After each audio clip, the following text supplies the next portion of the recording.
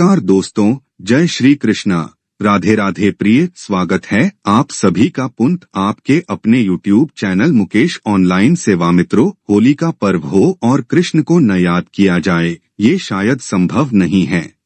होली के रंग का सीधा नाता कृष्ण से है। चाहे बरसाने की होली हो या भारत के दूसरे राज्यों में होली मानने की परंपरा, हर लोगों में जगह कृष्ण, राधा और गोपियों की तरह होली मनाने की छवि जरूर दिखेगी। अब कृष्ण, राधा और गोपियों की बात चली है तो रासलीला का जिक्र ना हो, ये कैसे हो सकता है।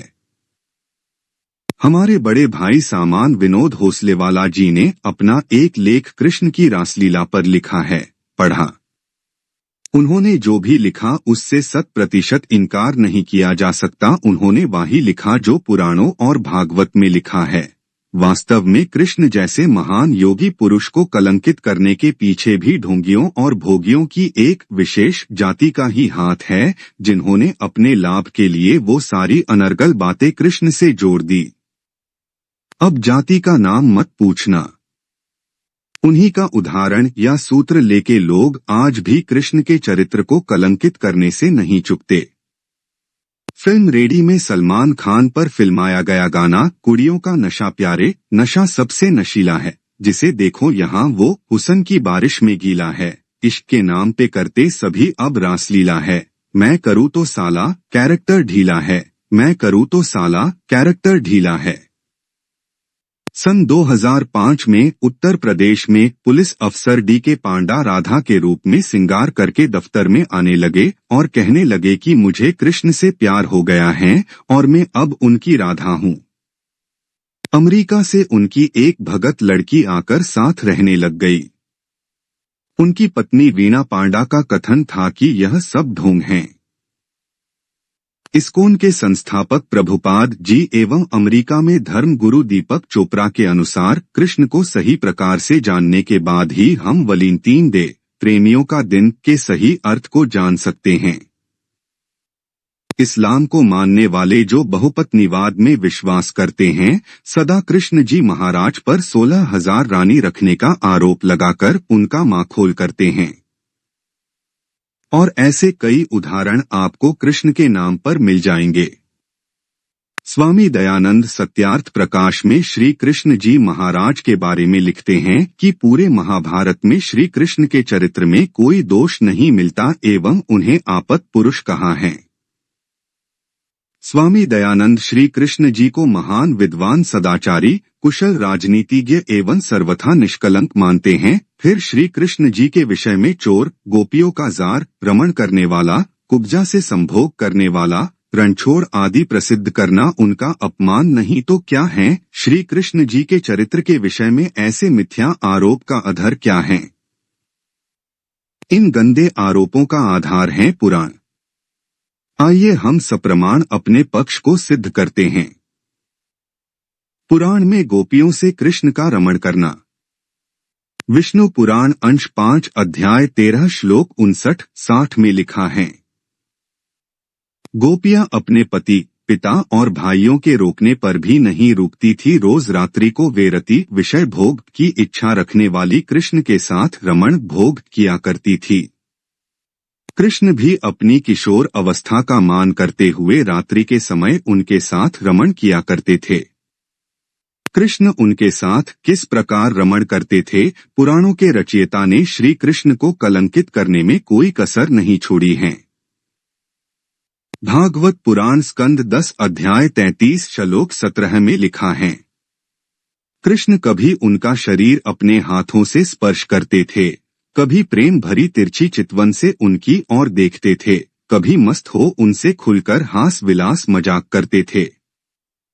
जिस प्रकार बालक तन्मय होकर अपनी परछाई से खेलता है, वैसे ही मस्त होकर कृष्ण ने उन ब्रज सुंदरियों के साथ रमण, काम, क्रीड़ा विषय भोग किया।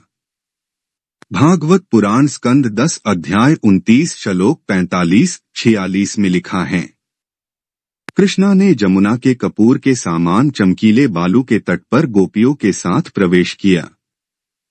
वह स्थान जल तरंगों से शीतल व कुमुदिनी की सुगंध से सुवासित था। वहां कृष्ण ने गोपियों के साथ रमण, बाहें फैलाना, आलिंगन करना, गोपियों के हाथ दबाना, उनकी छोटी पकड़ना, जांघों पर हाथ फेरना, लहंगे का नारा खींचना, स्तन पकड़ना, मजाक करना, नाखूनों से उनके अंगों को नोच नोच कर जख्मी करना, विनोदपूर्ण चितवन से देखना और मुस्कराना तथा इन क्रियाओं के द्वारा नवयौवना गोपियों को खूब जागृत करके उनके साथ कृष्णा ने रात में रमण विषय भोग किया। ऐसे अभद्र विचार कृष्णा जी महाराज को कलंकित करने के लिए भागवत के रचयिता ने स्कंद 10 के अध्याय 29-33 में वर्णित किए हैं, जिसका सामाजिक मर्यादा का पालन करते हुए मैं वर्णन नहीं कर रहा हूँ। राधा और कृष्ण का पुराणों में वर्णन। राधा का नाम कृष्ण के साथ में लिया जाता है। महाभारत में राधा का वर्णन तक नहीं मिलता। राधा का वर्णन ब्रह्मवैवर्त पुराण में अत्यंत अशोभनीय वृत्तांत का वर्णन करते हुए मिलता है। ब्रह्मवैवर्त पुराण कृष्ण जन्म खंड अध्याय 3 श्लोक 59, 60, 61, 62 में लिखा है कि गोलोक में कृष्ण की पत्नी राधा ने कृष्ण को पराई औरत के साथ पकड़ लिया तो शाप देकर कहा, हे कृष्ण ब्रज के प्यारे, तू मेरे सामने से चला जा, तू मुझे क्यों दुख देता है? हे चंचल, हे अति लंपट कामचोर, मैंने तुझे जान लिया है, तू मेरे घर से चला जा। तू मनुष्यों की भांति मैथुन करने में लंपट है, तुझे मनुष्यों की योनि मिले, तू गोलोक से भारत में चला जा। हे सुशीले, हे शाशिकले, हे पद्मावती, हे माधो, यह कृष्ण धूर्त है, इसे निकल कर बाहर करो, इसका यहाँ कोई काम नहीं।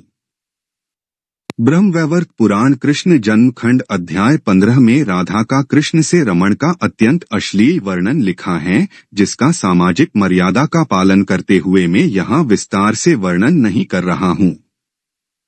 ब्रह्मवैवर्त पुराण कृष्ण जन्म खंड अध्याय 72 में कुब्जा का कृष्ण के साथ संभोग भी अत्यंत अश्लील रूप में वर्णित है। राधा का कृष्ण के साथ संबंध भी भ्रामक हैं।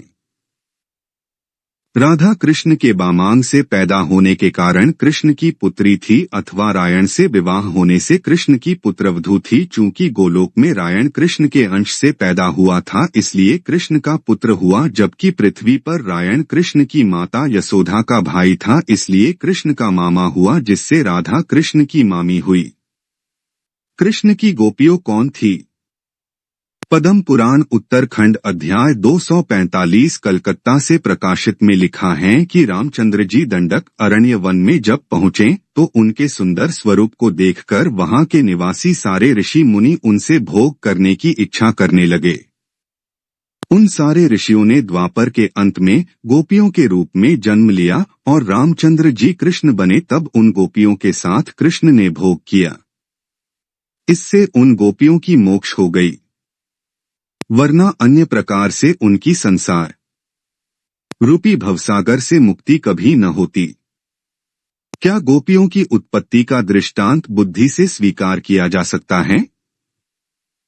श्री कृष्ण जी महाराज का वास्तविक रूप। अब हम योगिराज, नीति निपुण, महान कूटनीतिज्ञ श्री कृष्ण जी महाराज के विषय में उनके सत्य रूप को जानेंगे। आनंदमठ एवं वंदे मातरम के रचयिता बंकिम चंद्र चटर्जी, जिन्होंने 36 वर्ष तक महाभारत पर अनुसंधान कर श्री कृष्ण जी महाराज पर उत्तम ग्रंथ लिखा, ने कहा है कि महाभारत के अनुसार श्री कृष्ण जी की केवल एक ही पत्नी थी, जो कि रुक्मणी थी। उनकी 2 या 3 या 16,000 पत्नियां होने का सवाल ही पैदा नहीं होता।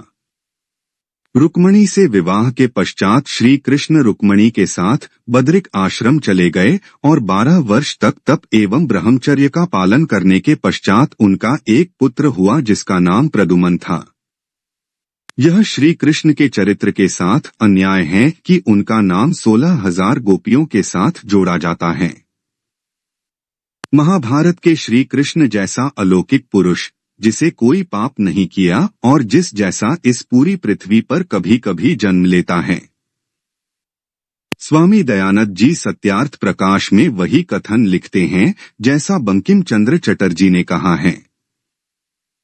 पांडवों द्वारा जब राजसूय यज्ञ किया गया तो श्री कृष्ण जी महाराज को यज्ञ का सर्वप्रथम अर्घ प्रदान करने के लिए सबसे ज्यादा उपयुक्त समझा गया, जबकि वहां पर अनेक ऋषि मुनि, साधु महात्मा आदि उपस्थित थे। वही श्री कृष्ण जी महाराज की श्रेष्ठता समझे कि उन्होंने सभी आगंतुक अतिथियों के धूल भरे पैर धोने का कार्यभार लिया।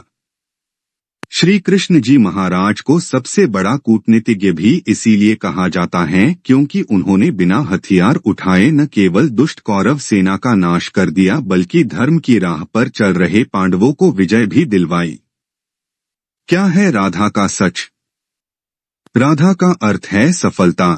यजुर्वेद के प्रथम अध्याय का 5वां मंत्र ईश्वर से सत्य को स्वीकारने तथा असत्य को त्यागने के लिए दृढ़ प्रतिज्ञ रहने में सफलता की कामना करता है।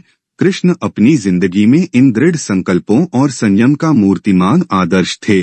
पश्चात किसी ने किसी समय में इस राधा सफलता को मूर्ति में ढाल लिया। उसका आशय ठीक होगा, परंतु उसी प्रक्रिया में ईश्वर पूजा के मूलभूत आधार से हम भटक गए।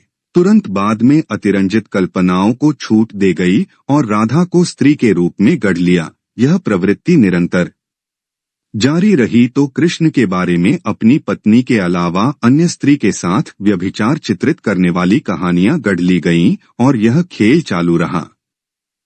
ऐसे महान व्यक्तित्व पर चोर, लंपट, रणछोर, व्यभिचारी, चरित्रहीन, कुब्जा से समागम करने वाला आदि कहना अन्याय नहीं तो और क्या है, और इस सभी मिथ्या बातों का श्रेय पुराणों और उनके रचयिता को जाता है।